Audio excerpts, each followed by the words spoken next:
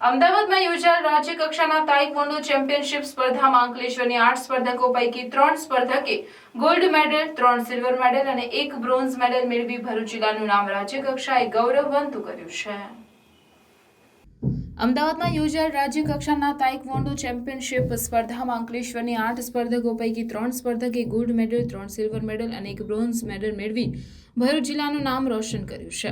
અંકલેશ્વરની તક્ષશિલા શાળામાં કોચ હિતેશ વાઘેલાના માર્ગદર્શન હેઠળ તાઇક્વોન્ડોના ક્લાસમાં કરાવવામાં આવી રહ્યા છે, જેમાં મોટી સંખ્યામાં વિદ્યાર્થીઓ તાઇક્વોન્ડો શીખી રહ્યા છે. ત્યારે અમદાવાદ અને ગુજરાત એમેચ્યોર તાઇક્વોન્ડો એસોસિએશન દ્વારા રાજ્ય કક્ષાની તાઇક્વોન્ડો સ્પર્ધા 2023-24નું આયોજન કરવામાં આવ્યું.